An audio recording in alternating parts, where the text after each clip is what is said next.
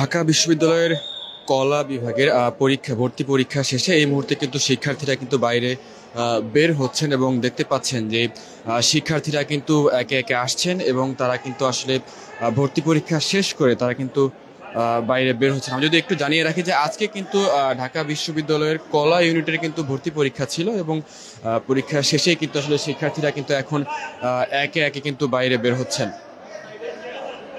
আজকে কিন্তু যেই পরীক্ষাটি ছিল সেই পরীক্ষা কিন্তু আসলে মূলত আমরা যেমনটি জানতে পেরেছি যে প্রতি আসনে ৪৩ জন করে শিক্ষার্থী পরীক্ষা দিয়েছেন এবং আসন প্রতি আসলে ৪৩ জন করে শিক্ষার্থী তারা কিন্তু প্রতি আসনে লড়েছেন। এবং কিছুক্ষণ আগে ঢাকা বিশ্ববিদ্যালয়ের উপাচার্য তিনি কিন্তু কথা বলেছেন গণমাধ্যমের সঙ্গে। তিনি যেমনটি জানিয়েছেন যে ভর্তি পরীক্ষায় কিন্তু এবছর আমূল পরিবর্তন আনা হয়েছে, বিশেষ করে কোটা পদ্ধতিতে পরিবর্তন এসেছে এবং বিশেষ করে মুক্তিযোদ্ধা কোটা সহ অন্যান্য যে কোটাগুলো রয়েছে সেগুলোতে কিন্তু বেশ পরিবর্তন আনা হয়েছে বলে কিন্তু আমরা জানতে পেরেছি। এবং দেখতে পাচ্ছেন শিক্ষার্থীরা কিন্তু পরীক্ষা শেষে কিন্তু এক একে বের হচ্ছেন এবং একই সাথে কিন্তু বিশ্ববিদ্যালয়ের মোট যে কয়টি বিভাগ রয়েছে, যতগুলো বিভাগ রয়েছে সবগুলো বিভাগের এবং বিশেষ করে 8টি বিভাগে কিন্তু একই সাথে একই সময়ে বিশেষ করে সকাল 11টা থেকে বেলা 12:30 পর্যন্ত কিন্তু এই পরীক্ষা চলমান ছিল। এবং আমরা যেমনটি জানতে পেরেছি যে ঢাকা বিভাগের পরীক্ষা ঢাকা বিশ্ববিদ্যালয় সহ ঢাকার যেই বড় বড় যে কলেজগুলো রয়েছে সেই কলেজগুলোতে পরীক্ষা অনুষ্ঠিত হয়েছে এবং পাশাপাশি রাজশাহী বিভাগের যে পরীক্ষাগুলো সেগুলো রাজশাহী বিশ্ববিদ্যালয়ে অনুষ্ঠিত হয়েছে এবং চট্টগ্রামের বিভাগের যে পরীক্ষাগুলো সেগুলো চট্টগ্রাম বিশ্ববিদ্যালয়ে, ময়মনসিংহ বিভাগের যে পরীক্ষাগুলো সেগুলো যেই বাংলাদেশ কৃষি বিশ্ববিদ্যালয় সেখানে অনুষ্ঠিত হয়েছে। রাজশাহী বিশ্ববিদ্যালয় সহ চট্টগ্রাম বিশ্ববিদ্যালয় সহ মোট 8টি বিভাগের 8টি বড় বড় যে বিশ্ববিদ্যালয় সেগুলোতে কিন্তু একসাথে কিন্তু একযোগে অনুষ্ঠিত হয়েছে। এবং আমরা যেমনটি জানতে পেরেছি যে সহ বড় বড় যে কলেজগুলো রয়েছে সেগুলো কিন্তু একযোগে 8টি বিভাগে একসাথে পরীক্ষা অনুষ্ঠিত হয়েছে এবং খুব শান্তিপূর্ণভাবে কিন্তু পরীক্ষা অনুষ্ঠিত হয়েছে। আমরা যেমনটি দেখতে পাচ্ছেন যে শিক্ষার্থীরা কিন্তু একে একে কিন্তু একেবারে লাইন ধরে তারা কিন্তু আসলে কেন্দ্র থেকে বের হচ্ছেন এবং বিশ্ববিদ্যালয়ের যে উপাচার্য তিনি কিন্তু যেমনটি বলেছেন যে প্রশ্ন আসলে ফাঁস হওয়ার কোনো সুযোগ ছিল না এবং এমন কথা কিন্তু আমরা শুনেছি। আমরা একটু কথা বলার চেষ্টা করব। পরীক্ষা কেমন হয়েছে? আলহামদুলিল্লাহ ভালো হয়েছে। প্রশ্নের মান কেমন ছিল? প্রশ্নের মান ছিল ভালোই আর কি। দর্শক, আমরা একজনের সঙ্গে কথা বলছিলাম, তিনি যেমনটি জানালেন যে মূলত আসলে পরীক্ষা ভালো হয়েছে এবং প্রশ্নের মান মোটামুটি ভালো ছিল। পরীক্ষা কেমন হয়েছে? ভালো হয়েছে। প্রশ্নের মান কেমন ছিল? ভালোই ছিল।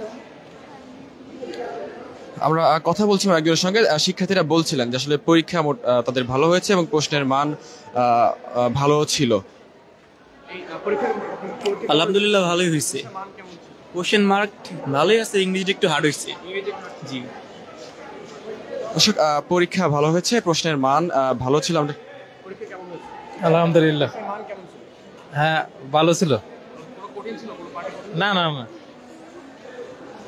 দর্শক, আমরা শিক্ষার্থীদের সঙ্গে কথা বলছিলাম এবং শিক্ষার্থীরা কিন্তু বলছেন যে প্রশ্নের মান ভালো ছিল। আমরা একটু আরো কয়েকজনের সঙ্গে কথা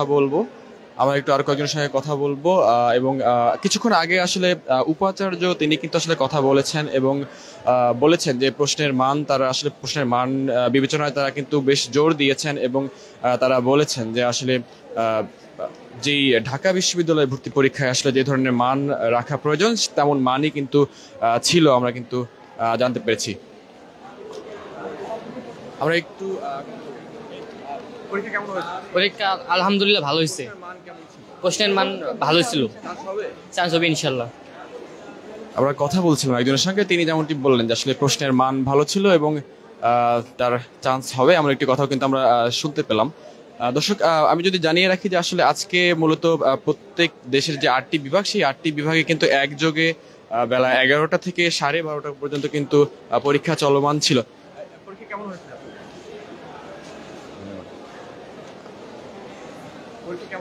জি ভাইয়া, প্রশ্ন মোটামুটি স্ট্যান্ডার্ড মানের ছিল এবং ইংরেজি রিটেনটা একটু কঠিন আসছে, বাকি সবই ঠিক আছে। জি, ইংলিশ এমসিকিউ পার্ট ভালোই ছিল, মোটামুটি স্ট্যান্ডার্ড মানের। সরকারি ডিগ্রি কলেজ থেকে আমি, সাথে আমার বড় ভাই এসেছে।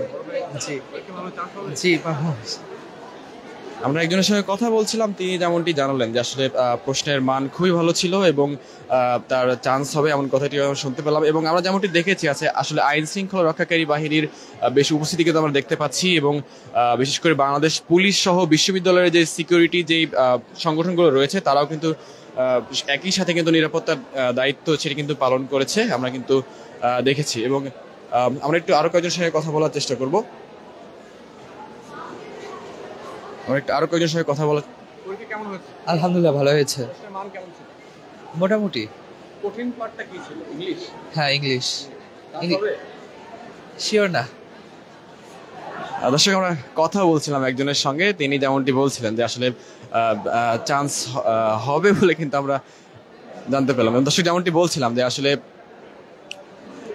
শিক্ষার্থী কিন্তু আসলে বেশ হাস্যোজ্জ্বল মুখ নিয়ে কিন্তু পরীক্ষার হল থেকে বের হচ্ছেন এবং তারা কিন্তু তাদের যে উচ্ছ্বাস সেই উচ্ছ্বাস কিন্তু প্রকাশ করছেন এবং তারা কিন্তু বারবার বলছেন যে আসলে প্রশ্নের মান ভালো ছিল এবং চান্স হওয়ার সম্ভাবনা কিন্তু রয়েছে। আমরা একটু আরো কয়েকজনের সঙ্গে কথা বলতে চাই। দর্শক আজকে কিন্তু আসলে মূলত মোট 8টি দেশের যে 8টি বিভাগ, সেই 8টি বিভাগে কিন্তু একই সাথে আমিও নিব এটা একই সাথে কিন্তু পরীক্ষা শুরু হয়েছে। বিশেষ করে ঢাকা বিভাগের পরীক্ষাগুলো ঢাকা বিশ্ববিদ্যালয়ে ঢাকার জি আলহামদুলিল্লাহ ভালো হয়েছে, যেমন প্রিপারেশন নিয়েছি অমনই দিয়েছি। কঠিন পার্ট এমন আর কি, আমাদের তো শর্ট সিলেবাস এক্সাম ছিল, এইচএসসি আমরা শর্ট সিলেবাস দিয়েছি, বাট এখানে দেখলাম যে গৃহ ব্যাপারগুলো এসেছে, যেমন গৃহ উপন্যাস, ওটা থেকে কোশ্চেন হয়েছে। এই দিকটা একটু খারাপ লেগেছে, বাট সবগুলো ভালোই সব মিলে।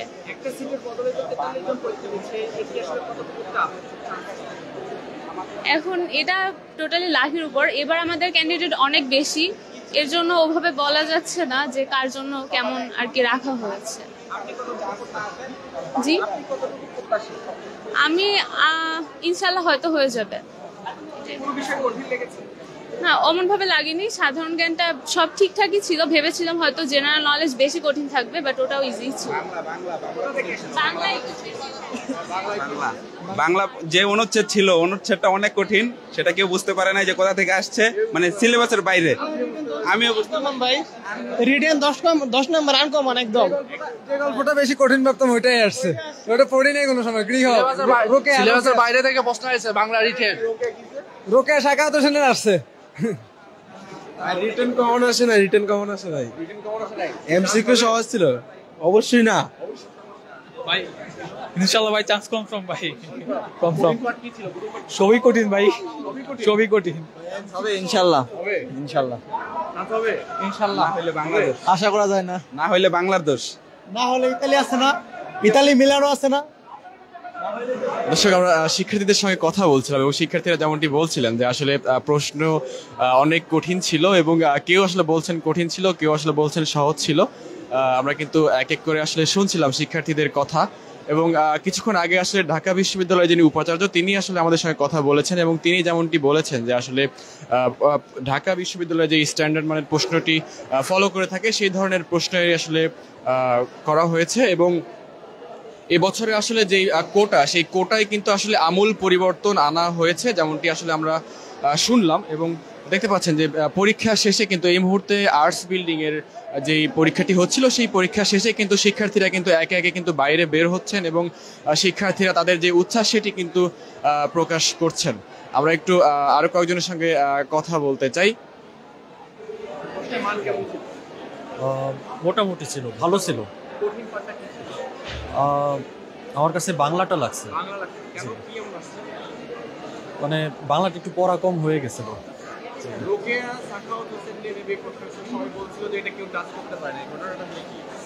মানে এটা আসলে শর্ট সিলেবাসের বাইরে ছিল। আল্লাহ ভরসা। ঠিক আছে দর্শক আমরা কথা বলছিলাম একজনের সঙ্গে, তিনি যেমনটি বলছিলেন যে আসলে তিনি পরীক্ষা দিয়ে বের হয়েছেন, তবে তার কাছে আসলে বাংলার টপিকটা সবচেয়ে বেশি কঠিন লেগেছে। তো দর্শক আমরা এই মুহূর্তে রয়েছি আর্টস বিল্ডিং এর ভেতরে এবং শিক্ষার্থীরা আসলে পরীক্ষা শেষ করে বাইরে বের হচ্ছেন এবং তারা কেউ বলছেন যে তাদের পরীক্ষা ভালো হয়েছে, কেউ বলছেন কঠিন হয়েছে। দেখতে পাচ্ছেন যে দোতলায় কিন্তু শিক্ষার্থীরা ভিড় করেছেন এবং শিক্ষার্থী কিন্তু একে একে বাইরে বের হচ্ছেন এবং তারা কিন্তু তাদের যে উচ্ছ্বাস সেই হাসি মাখা মুখ কিন্তু আমরা দেখতে পাচ্ছি। এবং কিছুক্ষণ আগে আসলে ঢাকা বিশ্ববিদ্যালয়ের যিনি উপাচার্য তিনি কিন্তু আসলে এসেছিলেন এবং তিনি যেমনটি বলেছেন যে আসলে এবছরে আসলে প্রশ্নের মানের দিকে খুব জোর দেওয়া হয়েছে এবং খুব স্ট্যান্ডার্ড মানের প্রশ্ন করা হয়েছে এমন একটি কথা কিন্তু তিনি বলেছেন। এবং পাশাপাশি আসলে যেই কোটার ক্ষেত্রে কিন্তু বেশ যেই তোড়জোড় সেটি কিন্তু আমরা দেখেছি এবং কোটায় আমূল পরিবর্তন আনা হয়েছে বলে কিন্তু তিনি জানিয়েছেন। এবং এবছরে আসলে মোট প্রতি আসনে 43 জন করে শিক্ষার্থী অংশ নিয়েছে এবং প্রতি শিক্ষার্থীকে আসলে ভর্তি হওয়ার জন্য 43 জনের সঙ্গে যুদ্ধ করে তারপরে আসলে বিশ্ববিদ্যালয়ে ভর্তি হতে হবে। সেই বিষয়টি কিন্তু মাথায় রাখার একটি বিষয় আছে। আমরা একটু আরো কয়েকজনের সঙ্গে কথা বলতে চাই। পোস্টের মান বরাবরের মতোই মানে স্ট্যান্ডার্ড ছিল আর কি, মানে বরাবর বলতে আমরা পোস্ট ব্যাংক বিশ্লেষণ করে যা বুঝি আর কি।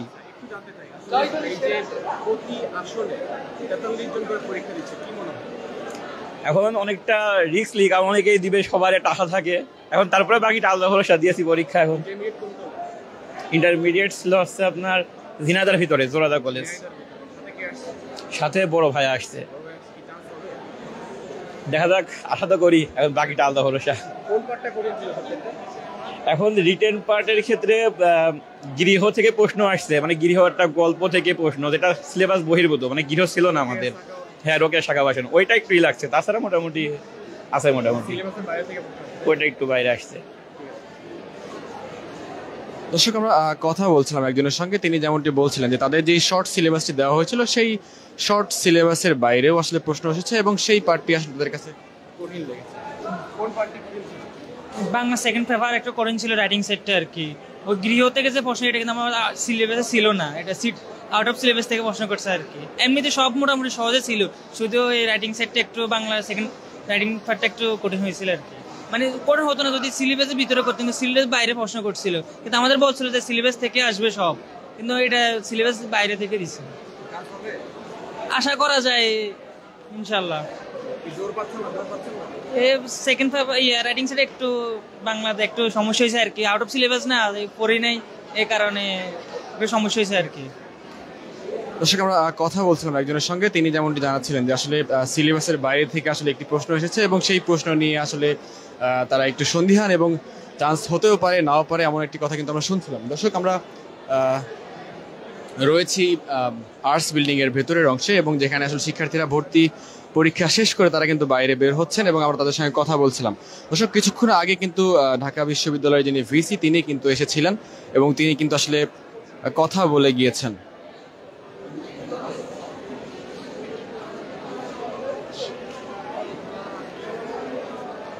দর্শক, যেমনটি বলছিলাম যে আসলে আজকে কিন্তু আসলে যেই ঢাকা বিশ্ববিদ্যালয়ের 2024-25 সেশনের যে ভর্তি পরীক্ষা সেটি কিন্তু আসলে সকাল 11টার সময় শুরু হয়েছে এবং 11টা থেকে এটি চলবে, কিন্তু চলেছিল কিন্তু 12:30 পর্যন্ত। এবং পরীক্ষা শেষ করে কিন্তু এই মুহূর্তে কিন্তু শিক্ষার্থীরা তারা কিন্তু আসলে বাইরে বের হচ্ছেন এবং দেখতে পাচ্ছেন যে শিক্ষার্থীরা কিন্তু আসলে বাইরে বের হচ্ছেন। এবং আমি যদি জানিয়ে রাখি যে আজকে কিন্তু আসলে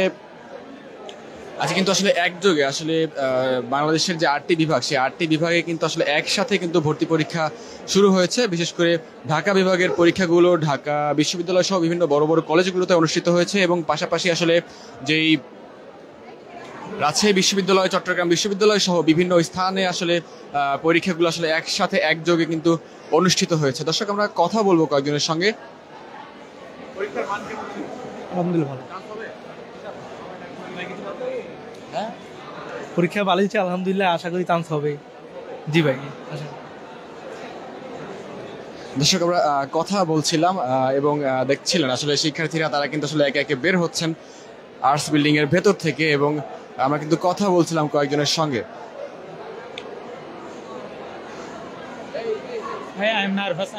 মেধাবীরা কথা না বললে হবে। দর্শক, যেমনটি বলছিলাম আসলে এই মুহূর্তে কিন্তু দেখতে পাচ্ছেন যে আর্টস বিল্ডিং এর ভেতর দিয়ে কিন্তু শিক্ষার্থীরা কিন্তু আসলে বাইরে বের হচ্ছেন এবং তাদের সঙ্গে আমরা কথা বলার চেষ্টা করছিলাম।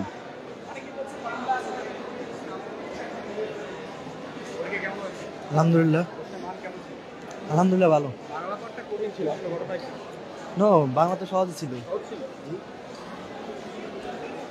দর্শক, যুক্ত ছিল আর্টস বিল্ডিং এর ভেতর থেকে। আমরা ক্ষণে ক্ষণে আপনাদের সঙ্গে যুক্ত হব এবং দেশের সকল খবর সবার আগে পৌঁছে দেওয়ার চেষ্টা করবো। এতক্ষণ আমাদের সঙ্গে যুক্ত থাকার জন্য সবাইকে ধন্যবাদ জানাচ্ছি।